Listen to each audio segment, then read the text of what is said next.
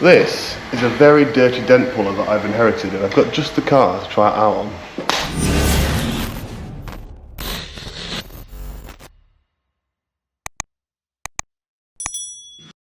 Here we are, look. Now this can't look any worse. So my logic is, I might as well have a go. So we're going to have a go. I've been told by someone that does dent pulling that you need to sort of gradually pull from the outside of the dent over and over again.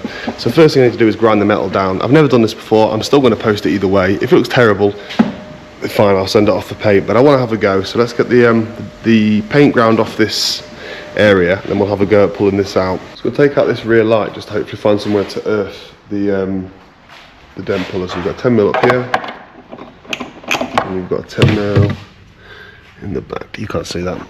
In the back there's another 10mm. Let's get them out now, pull the light out.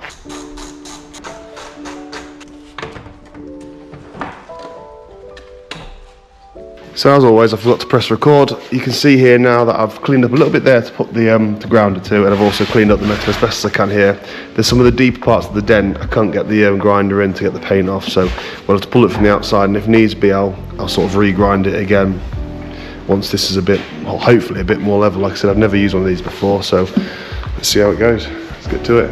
So I've opted to screw, upon my mechanic's advice, put a little hole in here, screw this in. Obviously we can bang some silicone in that hole. It's out of sight, it's behind the light, which means we're going to get a really good earth on it. I think what we'll do now is bang this onto the metal, it welds on, and then we start pulling. So let's see how this goes. Again, there's some settings on this thing. I should have probably googled it, but I'm not going to. I'm a bloke, I don't read instructions. This has various settings. We're going to bang it in the middle for now and see how that sticks or whatever. See what happens.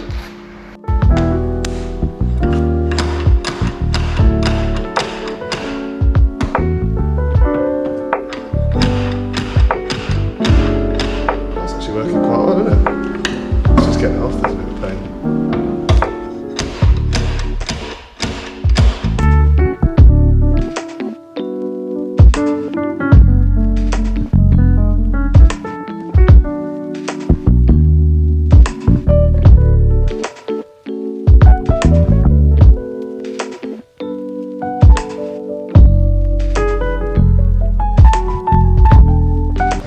Where do you think, looking at that? That's a bit high there, and I think you've still got that bit there that's quite a bit in. It's a lot better than it was, isn't it? Oh, it's a million times better. But yeah, try to win up here, because it's a lot of creep. Yeah. Yeah, I'll do it.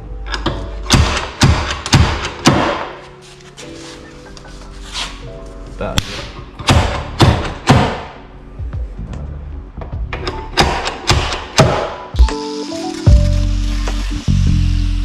Safety first, guys.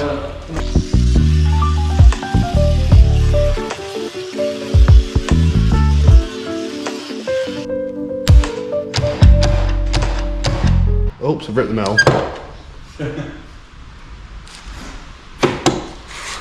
Oh dear.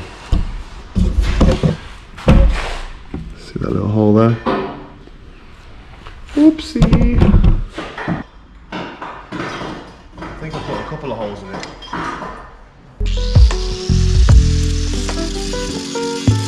Again, I haven't done anything like this before, so all you painters at home, don't hate on me.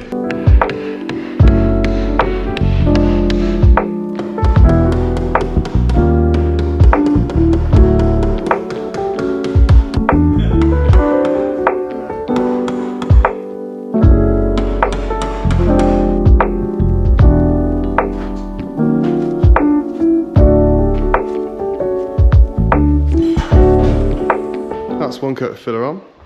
I'd personally say that's actually been quite a successful mission so far. I want to get, probably going to need another coat of filler on top of that first, but we'll sand that back in a minute once that's dried and see what it looks like.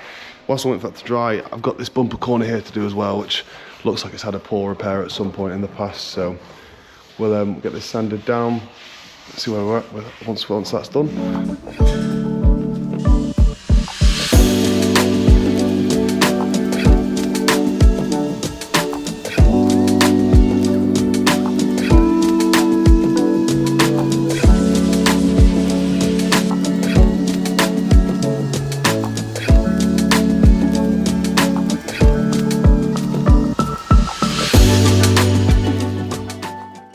Back here, it's Tuesday morning, 7 AM. The jobs for today are, this is the filler job that I started yesterday, my first job with the dent puller. I'm gonna have a go at getting this nice and flat. It's already about there, to be honest, if you look. But this last step's crucial, making sure you don't have any high spots, any low spots.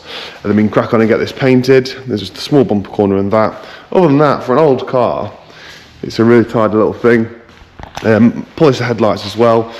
It's a shame, I'm selling cars that don't necessarily excite me at the minute. This is all sort of cheaper stuff, under sort of £2,000, £3,000 at a push.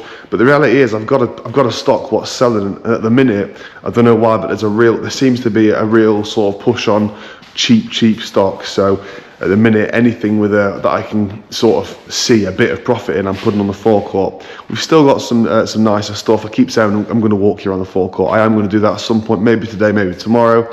But at the minute, there's a massive push for me on getting stuff up for sale. Sort of all my backlog of paint and stuff sort of caught up with. I sometimes struggle with these with these larger spans of sort of. I mean, there's not much filler in that. It's actually not a massive amount because we pulled as much of the dent out as we can. But the bigger areas of filler are hard to get right. So I've got some of these 400 grip sanding pads which have got a dual action polisher. I'm going to chuck one on there and see if that gives me a more uniform finish and just sand a bigger area. It might, I don't know, it might not take enough off. We might set that off and go back to the sort of the smaller 3-inch sander and the sanding block. We'll give that a go, see how we get on. Like I said, I'm always learning. I'm not a professional painter, so let's have a go with this, see how we go on. You can see that, but it's just clogging the pad up really quick, so I'm going to set that off.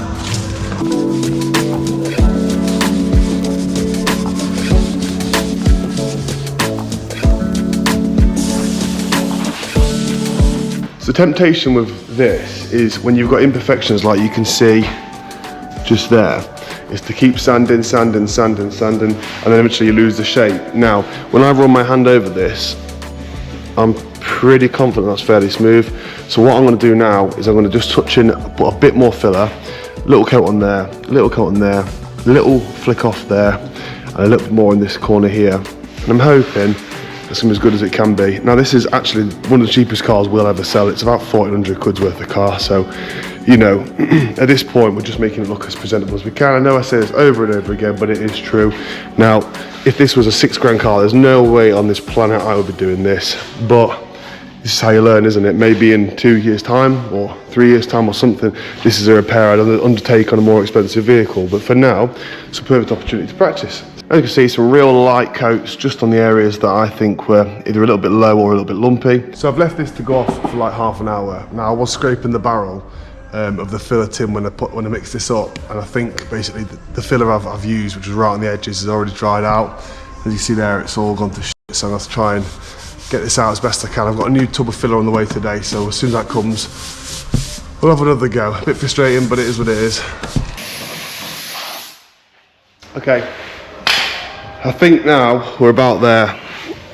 If I run my hand over across it, it's not, I'll be completely honest with you, it's not 100% smooth, but I've done enough coats that I think I've got that to the best of my ability. This stuff just comes with time and practice and repetition and stuff, but I can only sort of give a few hours on each vehicle, so that's going to have to do. I mean, if you look down the side of that, there's not much in it. I'm going to tidy up this little lip here, I'm going to bang some primer on it, and then work again it, sort of getting some of these sanding lines out of the finish before we put some paint on this. But yeah, I'm really pleased with that. I've never used a dent puller in my life. So I've gone ahead and masked this up to a point where I can work on just the panels I want. I'm not going to be worried about getting primer everywhere. So all we've really got to do now is bang a bit of primer on this bit I've sanded back there, some primer on this area down here, and then obviously prime this big area here. Then what I'm going to do is I'm going to bang some primer on, sand it down and primer over the top of it, just so that I can make sure I've definitely got rid of all these sanding marks, because this is covered in them.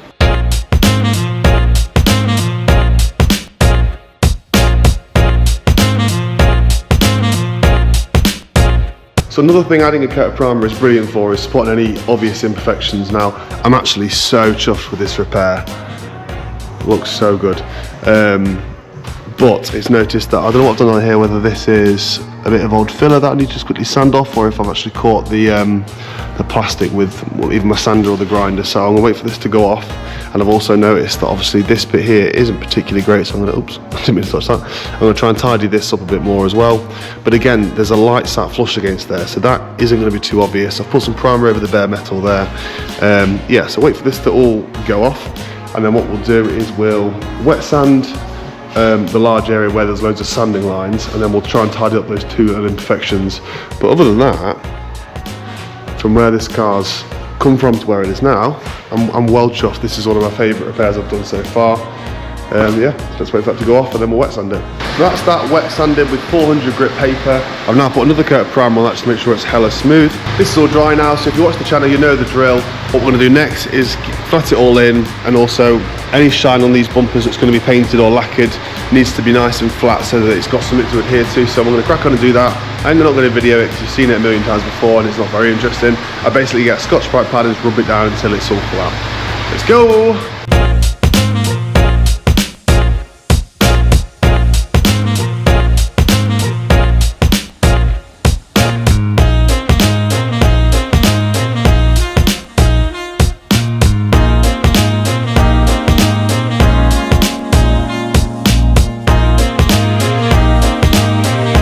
Okay, so at this point now, a few coats of paint in. I'm happy with the blend. It's not going to be perfect, but it's going to be close enough for the purpose of this. We've bagged up the car as best we can, just leaving out that rear quarter and this rear bumper ready for me to paint. All we've got left to do is get some lacquer on this.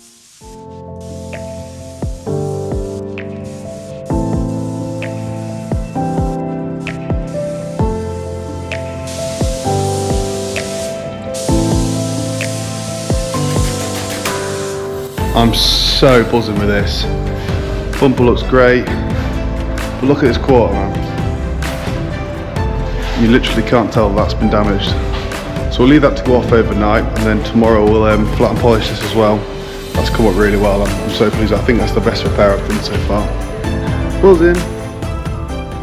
So just cleaned this Suzuki Alto. It's actually come up really well. It looks pretty tidy for a cheap little car. I'm going to now flat and polish the bits I've painted. So that consists of this front door, this wing and the bumper. I've just noticed after cleaning it, it looks like somebody's brushed their leg past this bumper or something when the lacquer's still been wet. If you can see that in the picture. Yeah, you can, can't you? So I guess at this point now I'm going to have to try and flat and polish that out. If not, I might just have to do flat it off and just put a fresh coat of lacquer on that corner. But aside from that, I think this will come up pretty well, to be honest. So let's pull it inside the unit and we'll make a start on polishing it. Even though we hadn't painted it, I started with the bonnet because it was really scratched up. We started with 1500 grit on a dual action polisher, wet sanding. I then wet sanded it with a 3000 grit Trizac pad to get out any smaller imperfections. Lastly, we hit it with the rotary polisher and some compound. You can go further with this and polish it up as well after you've compounded it, but to be honest, on this car I'm just going to hit it with compound.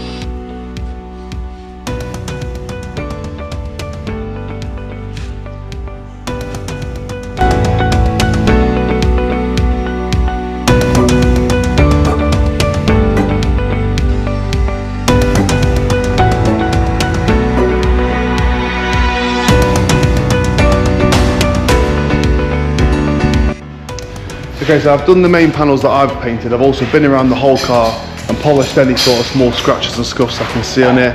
There is still quite a few dents and dings on this car, so I might get a dent man out, see if any of these smaller ones will come out. Like you've got a couple in this box there, one in the door there. So yeah, I'm going to pull that out and give it one last wash before I hand it over to Jack. Jack will then do a resin polish on the outside and hoover it. But first of all, I want to give you a little tour of a car. I like a car with a story. So Michael's currently working on a car with a story.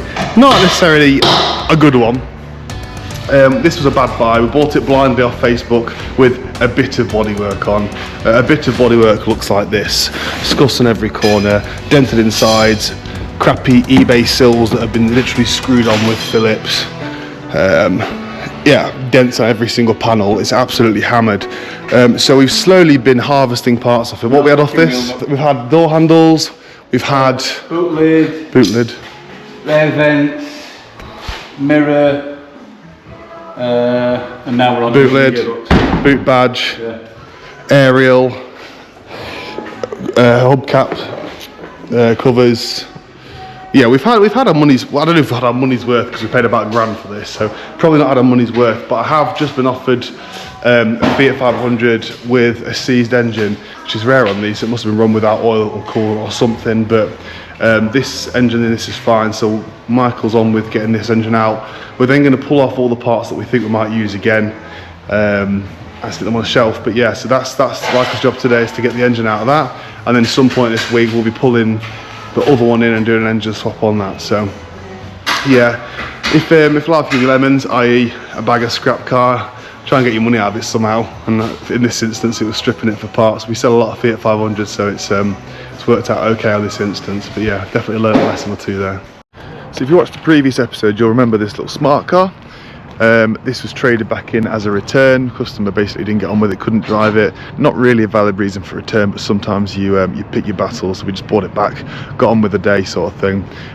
I've had this back in, I've done a bit of paint on it, just there was a few little scuffs on bumper corners. You can see all that in a previous video if you're interested. I'll put a link to it in the description or something. But yeah, we then noticed the problem. There's almost a bit of a misfire sort of issue. In our last episode, Michael put some spark plugs in the smart car to see if we could see if that was the issue, see if that resolved the problem. Unfortunately, the smart plugs in the smart car has not resolved the issue. It's still got this weird knocking noise. I guess it was clutching at straws, but for the sake of 40 odd quid of spark plugs on a 21-year-old vehicle that are in an awkward place, there's a good chance they haven't been done for a while. So it won't have done any harm. But we're actually scratching our heads a little bit with this one, so I'm going to take you out in the smart car now.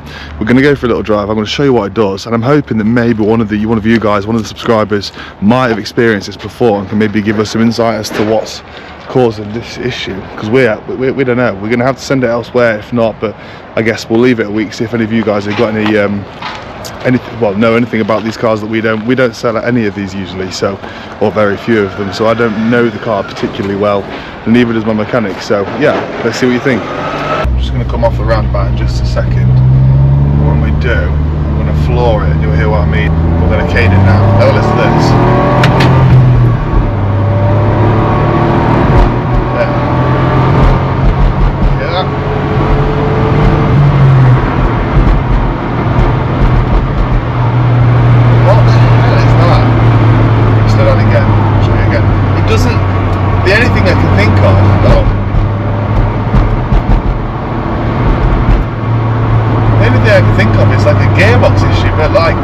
No issues shifting up or down, and it doesn't feel gearboxy. It's not grindy.